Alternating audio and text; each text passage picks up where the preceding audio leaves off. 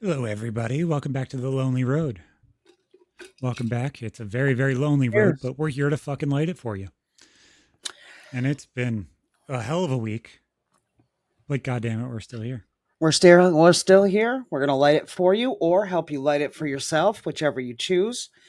But sick of seeing people in the dark. There's a lot of people in the dark, and I think that although it's not a huge viral podcast, I think that we do a lot of lighting paths in the work that we do. No, but I, So I think honestly, I think honestly, being here for, 6 months now, fucking thank you. yes, We've thank cleared you. like 300,000 views in a podcast that was started not even a year ago.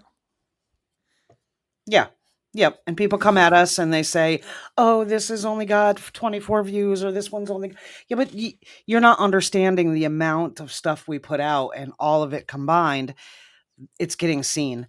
And thank you for being here. And if you're being a positive member of the chat, thank you very much for that as well. I wish we had more interaction, but this is not a subject that people are likely to talk about, and that's okay. You can comment if you want support. I'm always looking in the comments. I don't think I've missed one yet.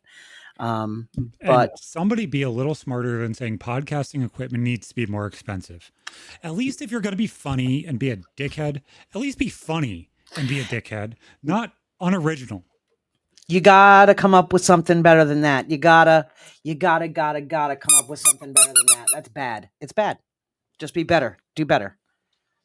Because I don't see Yeah, you putting anything out.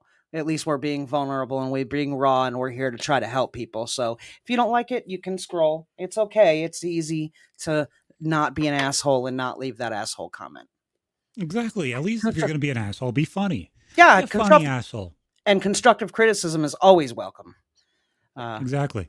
Oh, this dude Conversation is doesn't know how always to welcome. not ramble. Yeah. Yeah, I know. I'm bad at it. Getting there. It's okay. It's all right. You know that there's a feature where you can put it on 1.5 or even 2.0 if he's rambling, or you can even skip 10 seconds at a time if you continue to, on your phone.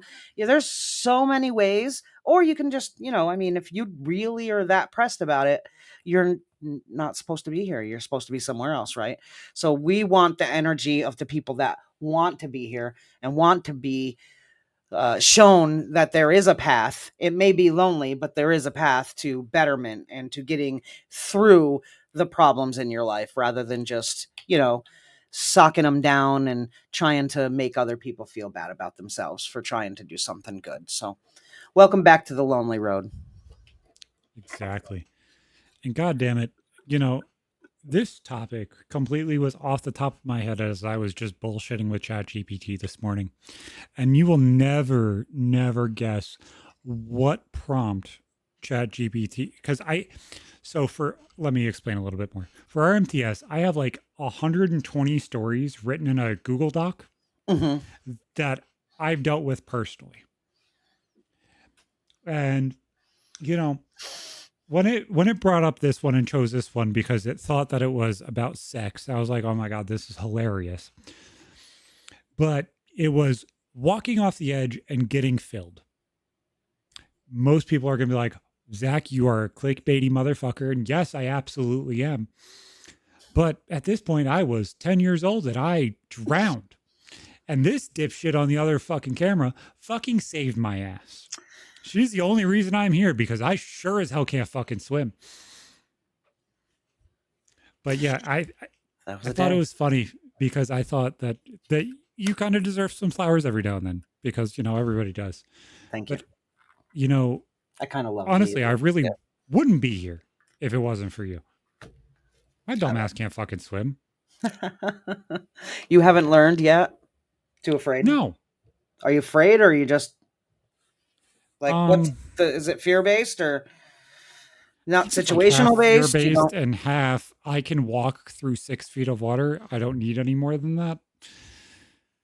You know what I'm saying? It's like half and half. Right.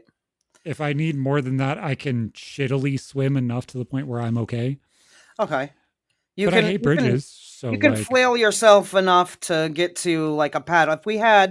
If we had weather like is happening across much of the country, and we had somebody fucking with the atmosphere in New York to get us a flash flood, would you be able to get yourself, possibly your kid, to safety? if I couldn't, I would at least die trying. Understood. Understood. You have family with pools. You can fix this. So maybe Not that's a anymore. challenge for yourself, Yeah. you know? N- Well, I've actually, and this really doesn't go with what I was talking about, but I've been pushing myself so much farther past my comfort zone with being outside and stuff like that, Mhm. which used to be such a big fucking trigger for me. Yeah. I'm doing so much better this year, and I'm doing so like Bree looked at me the other day. She said, "I can see you're trying," and it's just like, "Yay!" Hey, I was doing it subconsciously and just like knowing I need to make a change, but it's like people are seeing it, and that feels fantastic.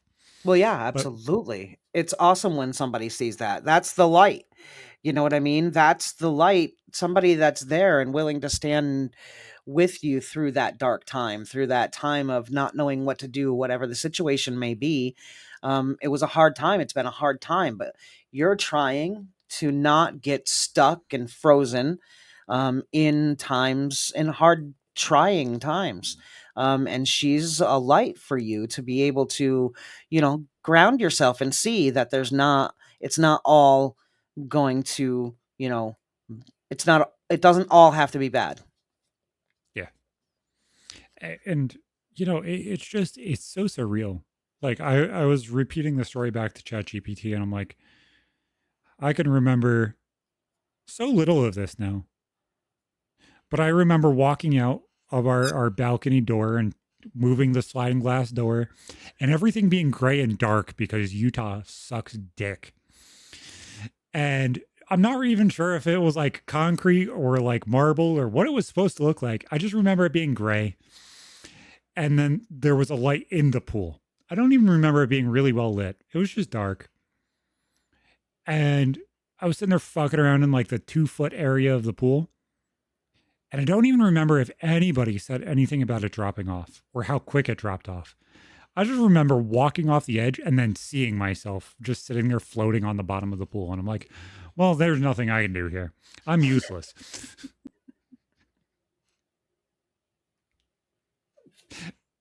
It was just like, oh my fucking God, man. Like, I have an eidetic memory, and that's all I remember is how gray everything was, how shit Utah is. It tries to kill you during the day. You can't see anything at night. And it's just, oh my God, I'm going to die in this shithole of a state where there's only Mormons and gays. And we got problems because it's all gray. That's hilarious. I'm dying in the one pool that is in Utah, the one place where there's still water that you can drink. They put chlorine in it instead of drinking it. I still don't understand, Wow, that's hilarious. Well, but yes, hey, you saved me. I'm alive. I don't know how. I you don't know know, how I haven't, committed infant choices, but it's a weird life. yeah, it's crazy. It's crazy what infants do and how the infants, toddlers, and how they put themselves into such situations.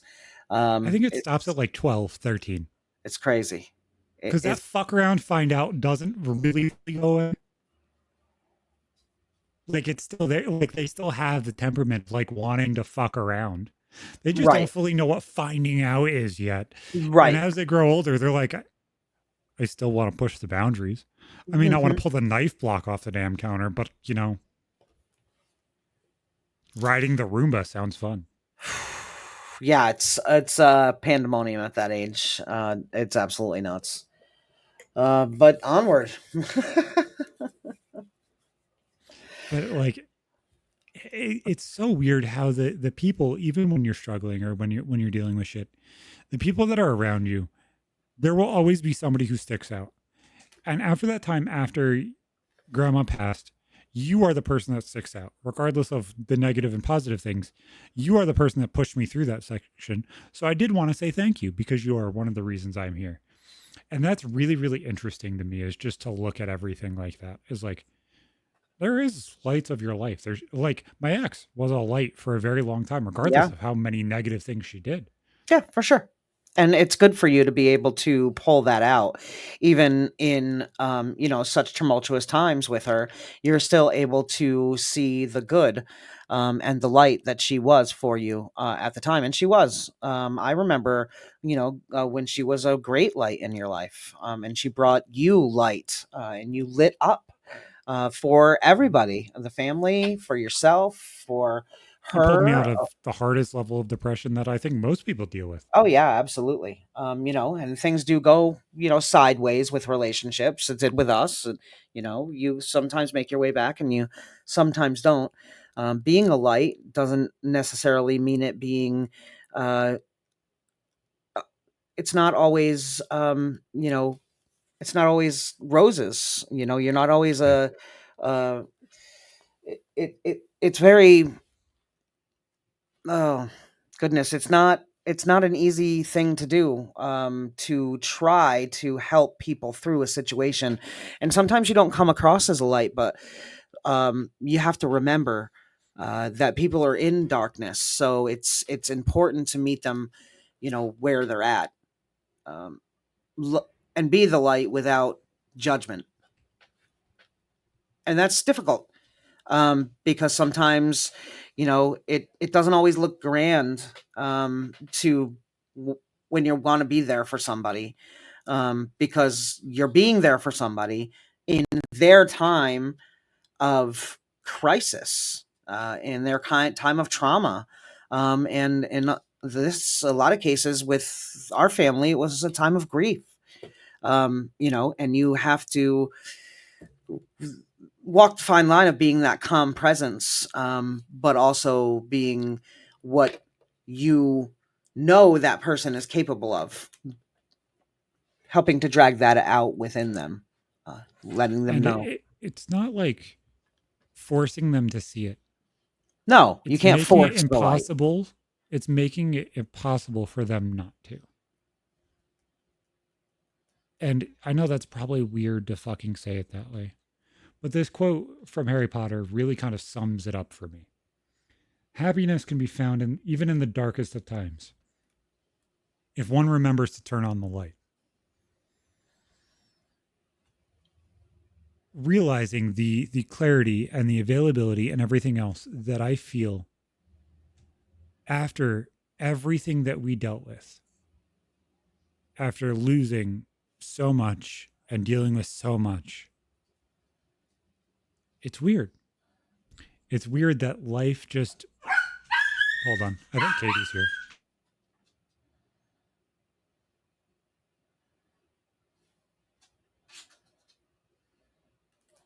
I should have pressed pause instead of mute. It probably would have helped.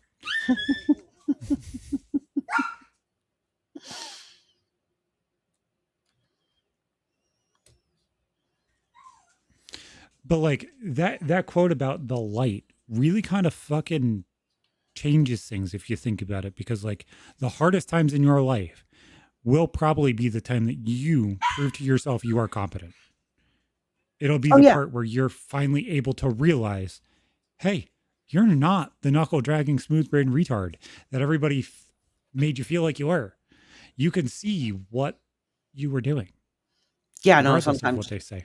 yeah, you can't see when you're in that darkness. You're not able to see the things that you can do and have done in the past.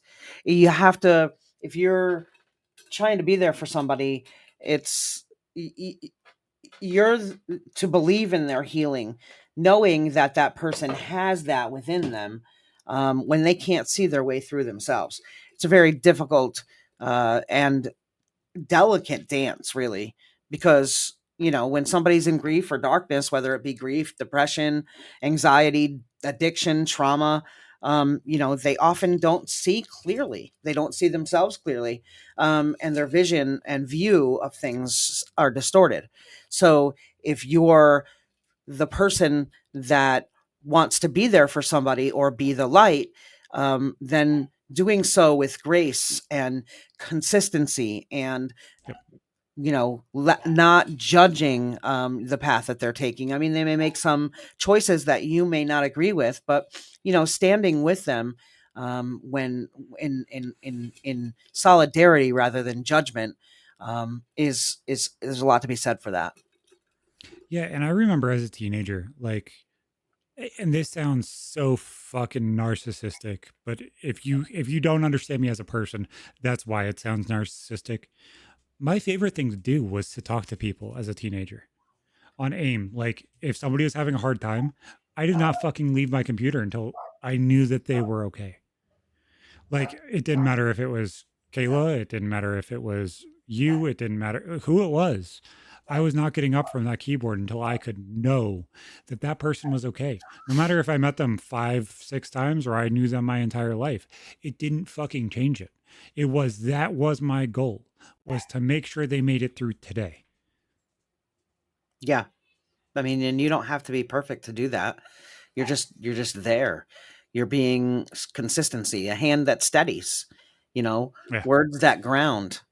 Sometimes when people are in times of trauma or times of tumultuousness, you can't they can't think of these things because their view of themselves is so skewed, or the view of the situation is so skewed to the feelings that it's hard for them to see it, from 10,000 feet, as I like to say. But as that light, you have to be very careful to refill your own cup. Make sure if you're talking to a person and trying to be a light for somebody or trying to be there for somebody, make sure you fill your own cup. Make sure you know you take it at a pace that you can handle through your own shit, to your own stuff, through your own, because if you don't, it's going to, get too heavy for you as well, you know? Exactly. And it becomes so surreal. And, I have a song to the kids because I feel like it's important to kind of be able to tell them something without like rubbing their face in it almost. And it's Leave a Light On by Papa Roach. Now, everybody's like, oh, Papa Roach, whatever. Go listen to the fucking song. And as a song to your kids and a song that your kids scream every single word to when it plays in the car, they know that it doesn't matter no matter what. I'm right by their fucking side. No matter what they're dealing with, no matter what they're struggling with, no matter who's causing them problems, giving them harm, or, being that positivity in their life. It's not like me to worry. And I will be here until that fucking light goes out. I will fucking be here. There's no fucking change and it never will. It's awesome. I mean, I feel like in my own path and in my own life, I feel like I was a light earlier on. I mean, I feel like much soon after, your grandmother passed and I went away, I feel like my light was very dimmed. And I went into darkness myself. So I was able to be a light for people earlier, because I was more authentic me. And then I, fell into the darkness and despair. And now, in coming out of that and having filled my own cup and having realized that I'm worthy of, uh, you know, treating myself how I, treated other people. I'm worthy of that. I'm worthy of that healing myself and gave myself that grace. I'm able to now reach out and try to shine my light again. It was dim for so long. It's hard to try to reach back out after dimming yourself, after depression and life and grief and trauma dimming you for so long. It's hard to reach out, but it feels good to be able to do that. Exactly. And like, I remember when I reached back out to Kayla, who's essentially my sister.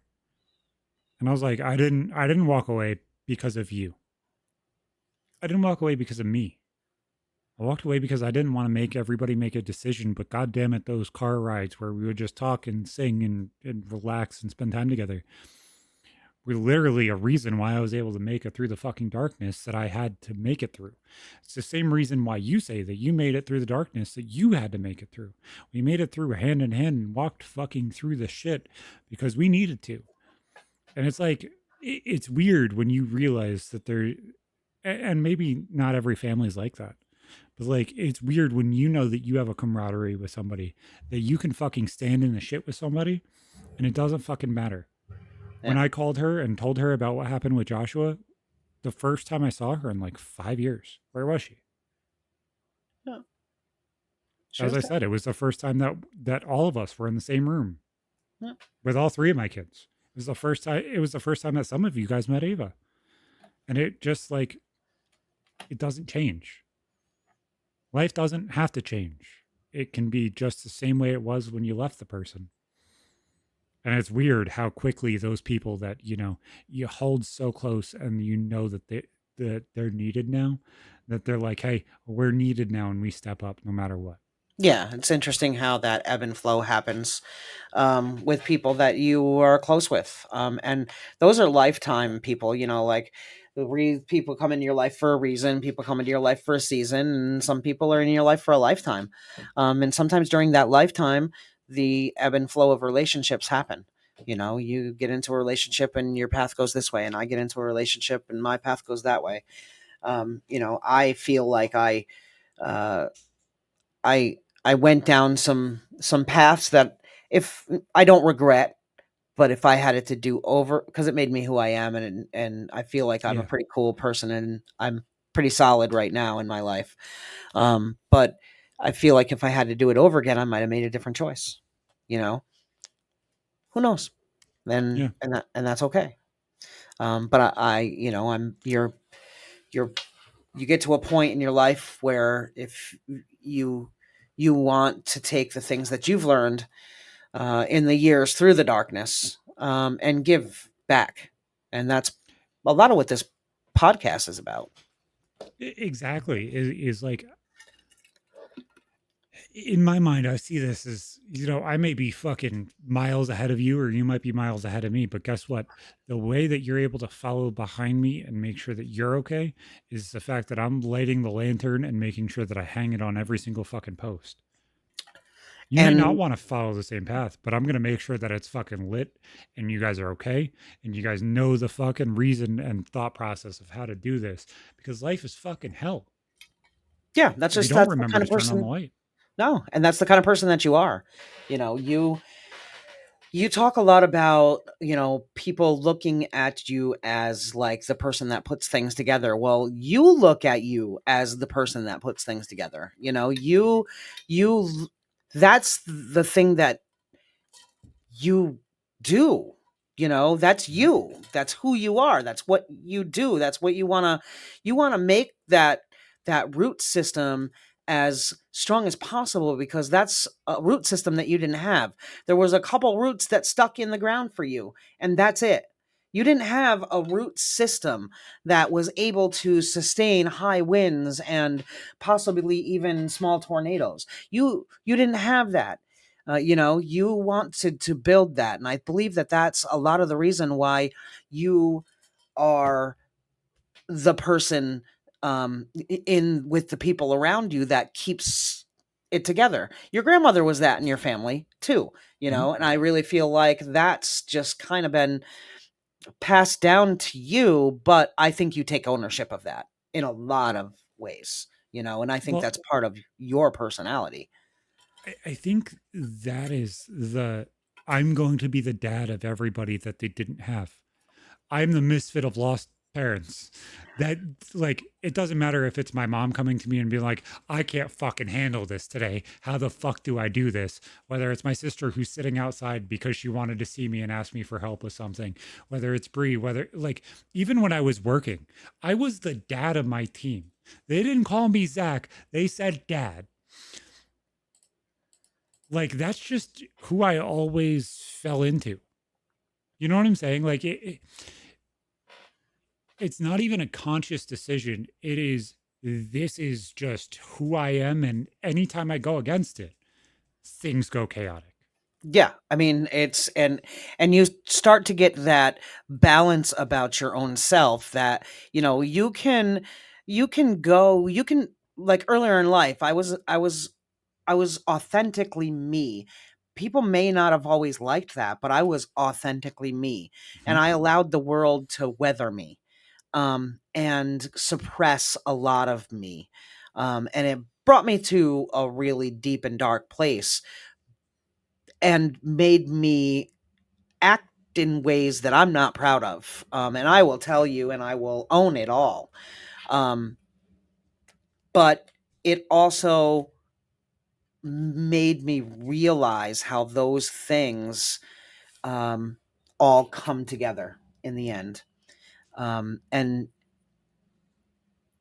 it's able to be rectified. You're able to say, I'm sick of the bullshit. I'm going to start taking care of me, like I'm trying to spin my wheels to take care of this person who doesn't want to take care of herself and this person who doesn't want to take care of himself. You know, but if I take some of that back and start moving in directions that resonate better, that feel better, like you just said, if you don't go off, if you go off that path of trying to lead, things go chaotic. If I went, if I, I'm coming back Like to the path of feeling and doing things using my brain and not going against what I know is what I need to do. That's what's being the light, and that's what's allowing the light to shine again. and this might be the whole beaten dog syndrome of what my life was. And I might be saying too much here, and I honestly, I could give two fucks. Use it if you want to. Go ahead. It'll prove my point even harder than what I'm trying to. Is even in this court case, in this custody case, I feel bad for the things that I have to do because I just want to protect everybody. I want to protect those three kids, but I also want to protect the person that I gave 15 fucking years because guess what? The reason she is where she is part of me. Yeah, I know. And that's taking responsibility and The realizing that you had part of that, you had the part in that. in-laws that are like, what the fuck is going on? I just want to protect them. I want to insulate them so that way they don't feel the fucking pain of losing all of this. I I don't that's how my mind works is I just want to insulate people and be like, just fucking trust me a little bit. Give me a little bit of holy shit, Zach isn't the asshole we want to paint him as because that's easier. And just he's a little more understanding and a little more kind than what really genuinely makes sense. Well, I mean, in reality, and deep down, I think that that's known. Um, I don't feel like she's completely lost all her marbles, but she's got to portray things. Her personality type needs to portray things in a way that doesn't make them look like they're at fault at all. Whereas here's you saying, I have a lot of fault in this. I want to try to protect things, even her. And yeah, first the kids, because that's the priority here. But instead, the other side is attacking, attacking, attacking. And it's just, it goes to show the difference in intent. It goes Yeah. to show the difference. If you didn't feel bad, Zach, I'd be like, who the fuck are you? And who did I help raise? Because this isn't it. That's not that guy. He doesn't act like that. That's not This is him. the dad Yeah, I needed.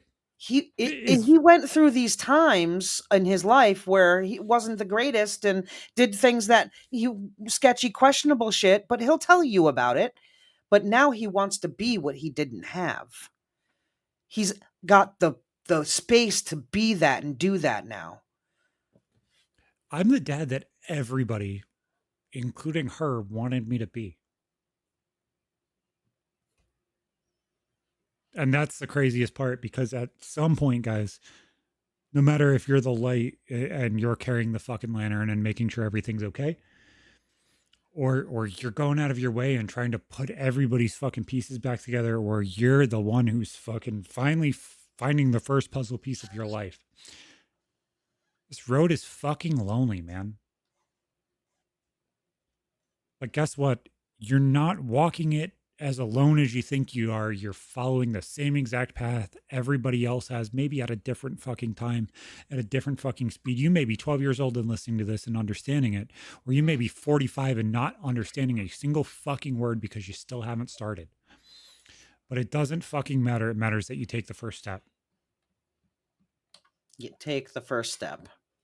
And that you know a person on the other side of this screen, or the person on the other side of this headphone, or the person that you're talking to right now and listening to this fucking show because you're a dipshit and want to listen to things at the same time, that person fucking needs you.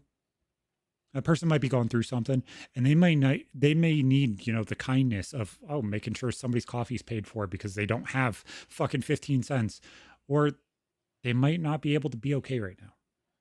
Just It doesn't matter. Put good out, and guess what? Regardless of if you realize it, good will come back. Because no matter how fucking dark the room is, as long as you turn on the fucking light switch and there's a light bulb in it, you'll see the light. Guys, we'll see you fucking next time.